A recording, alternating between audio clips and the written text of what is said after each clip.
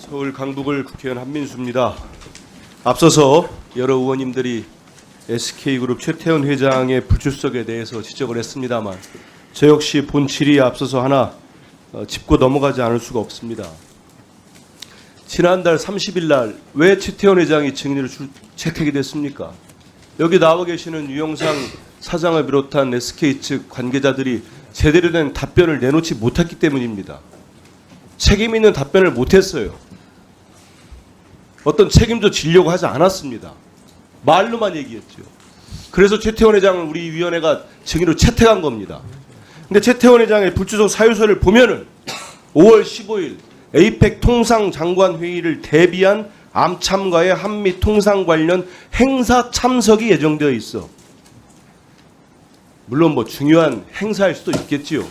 하지만 전 국민의 절반인 2,500만 명의 피해자가 나왔습니다. 아까 영상 안 보셨습니까? 다른 의원 질의 때 여전히 국민들이 힘들고 어렵고 불안하고 호소하고 있는데 왜 최태원 회장은 이런 데 안 나옵니까? 국회에 나오는 게 국회의원들 얼굴 보기 싫어서 그렇습니까? 국회의원들 보러 오는 자리가 아닙니다. 국회의원들을 통해서 국민의 대리자로서 국회의원들이 질의하는 거에 대해서 답변하는 거예요. 뭐가 문제이고 어떤 책임을 질 건지, 왜 이런 대형 사고가 생겼는지. 다시 한번 대한민국의 주인은 국민입니다. 일부 소수의 재벌도 아니고 대법원도 아닙니다. 자, 우리 유영상 사장님. 예. 이번 해킹 사고로 인해 유출된 전화번호, 가입자 식별번호 등 4종의 정보가 개인정보입니까? 아닙니까? 간단히 답변하세요. 예, 개인 정보입니다. 그렇지요. PPT 보시면 나항의 개인정보보호법에 정의가 되어 있습니다. 이게 맞아요. 인정하셨듯이 개인정보입니다. 우리 국민들이 이렇게 불안해하는 거는 몇 시간씩 줄을 서서 한 시라도 빨리 유심을 교체하려고 하는 거는 왜 그렇다고 보세요? 그 근본적 이유가 뭐라고 보십니까? 제가 말씀드려도 되겠습니까? 얘기해 보십시오.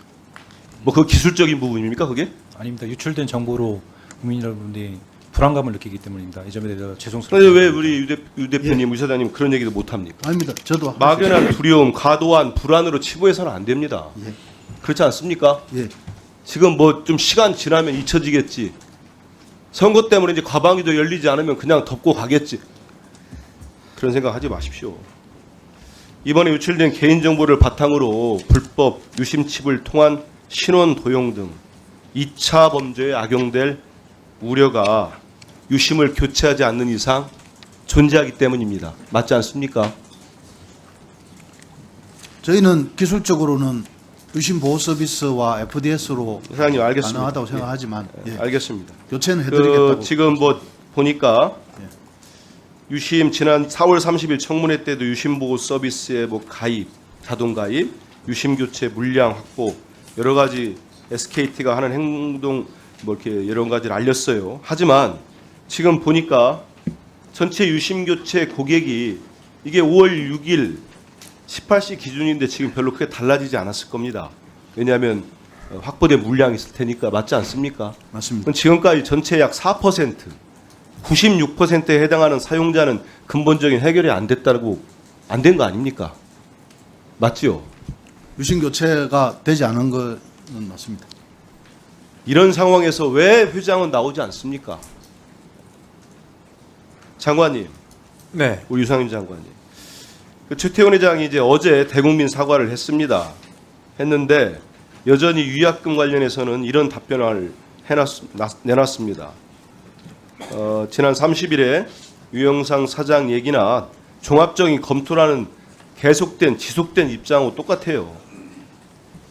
그 유약금에 관한 부분을 보니까 전기통신사업법에 따라서 우리 과기부가 이용 약관에 관한 위반 여부를 판단해야 하고 그 판단은 방통위, 개인정보 보호위, 개보위죠. 민간합동조사단의 결과를 종합적으로 검토하기 때문에 SKT가 지금처럼 저런 미온적인 태도를 갖고 있는다면은 단기간에 결정될 수 있는 사안은 아닙니다. 그렇지 않습니까? 네, 그렇습니다.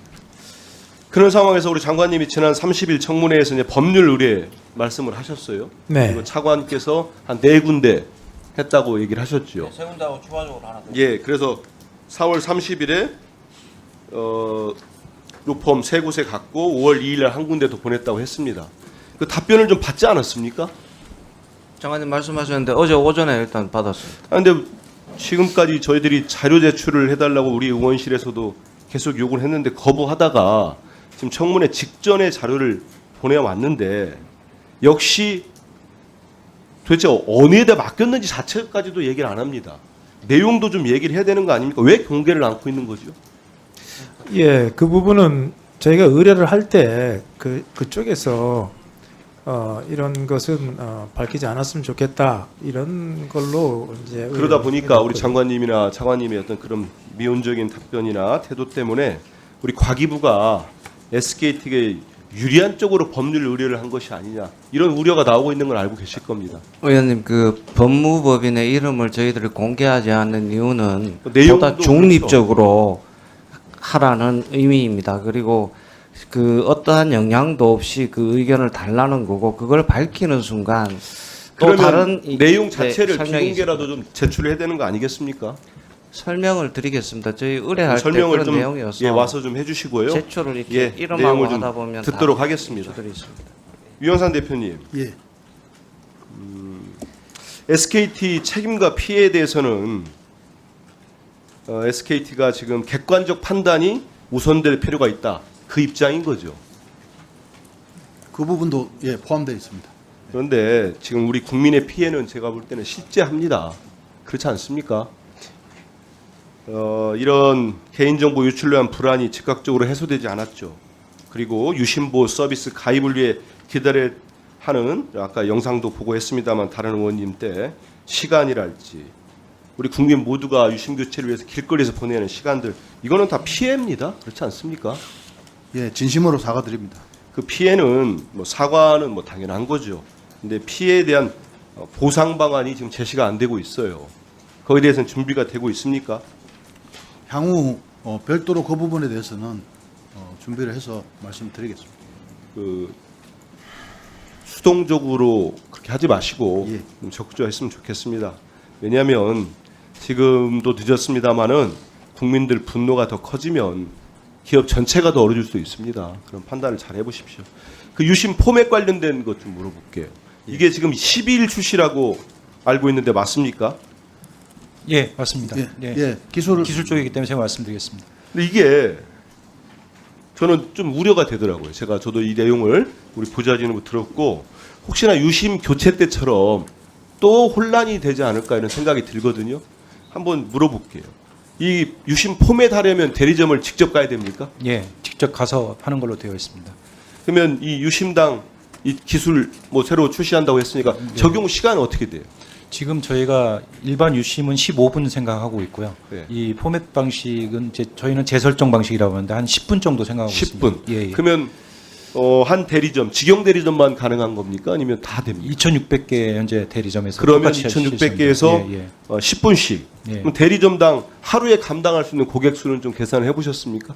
현재 저희가 캐파가 20에서 25만 정도인데요. 이걸로 하면 더 늘어날 것 같고요.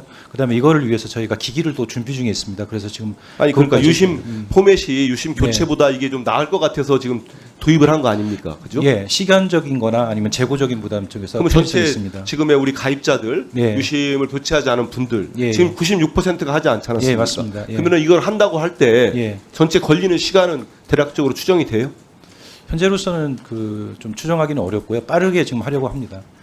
그 유심 보호 서비스처럼 이제 일괄적으로 내리는 그런 서비스가 아니기 때문에 이거 좀 추정하기가 어려운 부분이 있는데 저희가 이게 계속 좀 보고 우려되는 있습니다. 부분이 있습니다. 예, 예, 알겠습니다. 실제로 예. 알고 계시죠. 네네. 그래서 또 우리 국민들께서 대리점 갔는데 이거는 금방 해줄 줄 알고 갔는데 또 뭐 이거 할 수 있는 분이 없다거나 대리점에 아니면 너무 시간이 지체된다거나 지금 10분이라는 것도 그냥 도상으로 계산해 보신 거 아닙니까? 예, 실제- 좀 더 면밀하게 하겠습니다. 그러니까 네. 이런 예. 부분들이 생기면 예. 더 피해가 커질 수 있다. 네, 이런 말씀 알겠습니다. 또 예. 드리겠습니다.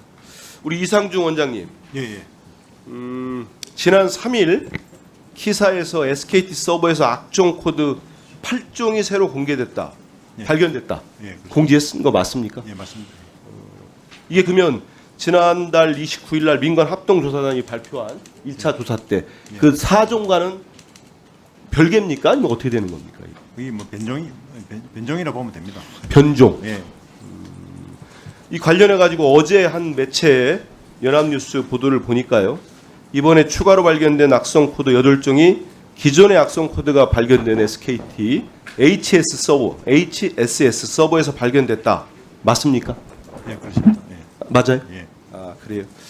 맞다고 하면은 그래도 그나마 우리 주민등록 번호나 다른 민감한 개인정보 서버는 뚫리지 않았다고 봐야 되는 건가요? 그건 SKT에도 다. 예, 저는 그 조사 중인 상황이기 때문에 말씀드릴 수는 없습니다. 공식 발표에 의해서 아, 저희는 그렇습니까? 따라갑니다. 예, 예. 장관님, 네. 예, 그 보니까 지금 SKT 해킹 사태로 우리 국민들이 불안해하는 거는 아까 우리 김승주 교수님은 이제 우리나라는 외국과 좀 다르다고 금융 결제 서비스가 체제가 달라서 하지만 많은 국민들이 우려하는 건 이제 금융 피해, 2차 피해가 날 걸 우려하는 거 아니겠습니까? 네, 물론 그런 부분이 가장 우려가 많습니다. 예, 그래서 이번에 리얼미터 아니 한 여론조사 업체 조사를 보니까 이번에 정부나 SKT에서 발표한 주민등록 번호나 금융정보나 민감정보가 포함되지 않았다는 발표를 신뢰하지 않는다가 80%가 넘습니다. 이게 실제 다르게 받아들이고 있는 거예요, 우리 국민들은. 이런 부분들을 정말 이 개인정보가 공공재가 돼버렸다. 이런 슬픈 우스갯소리죠. 이런 부분까지 나오고 있다는 말씀들 꼭 드리고 싶습니다. 이제 지금 보니까 아까 우리 유영상 사장님도 말씀했지만 한 25만 명이나 KT나 LG U+로 옮겨갔다고 합니다. 그죠? 우리 과기부 장관님. 근데 지금 네. LG U+나 KT는 안전합니까? 물론 그래서 지난번에 저희가 그 시소분들을 불러서 예. 지금 감지되고 있는 그 악성 바이러스를 전부 점검하도록 그렇게 지도를 하고요. 또 이것도 상당히 서버가 많아서 시간이 좀 걸릴 것으로 예상합니다만, 예, 그렇게 조치를 했습니다. 예, 보니까 이번 SKT 해킹에서 발견된 BPF 도어 그 악성 코드 아주 정교하다고 하더라고요. 그래서 지금 제가 질문한 것처럼 KT나 LG U+도 과연 안전한 건가? 네. 이런 우려가 또 생깁니다. 지금 자료 보면은 이 LG U+나 KT로 옮긴 여기도 지금 유심 보호 서비스가 10배 이상 폭증하고 있다고 합니다. 그러니까 우리 국민 모두가 실제로 2년 전이었습니까? 3년 전에 미국에 다 아시겠습니다만 통신사 연쇄 해킹 당했잖아요. 그래서 이런 우려점이 있는 것 같습니다.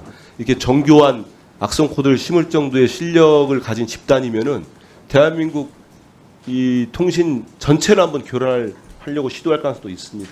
여기에 대해서 철저한 대비책을 좀 세워야 되지 않겠나 이런 말씀을 꼭 드리겠습니다.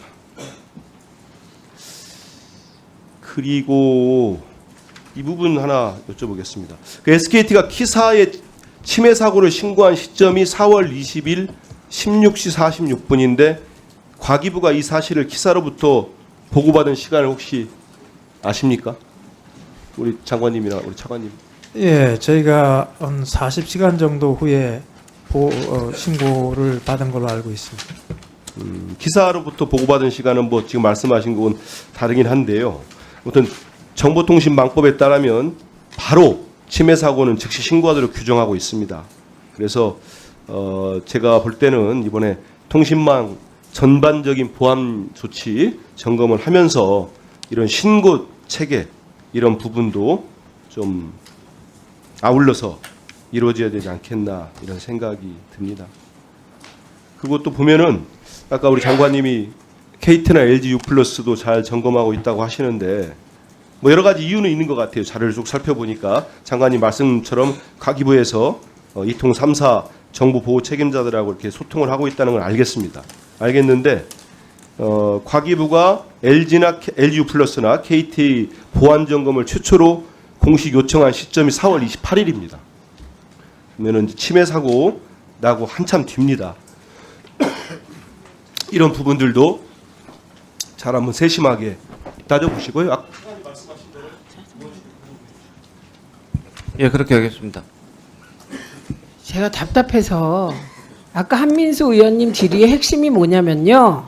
SKT랑 과기정통부가 혹시 같은 법무법인으로부터 유권 해석을 받는 게 아니냐. 핵심은 이거 아니겠습니까? 예, 그거 답하세요. 그거 맞죠? 한민수 의원님. 예, 그런데 핵심은 SKT가 해석을 의뢰한 법무법인과 과기부가 해석을 의뢰한 법무법인이 설마 같지는 않겠죠?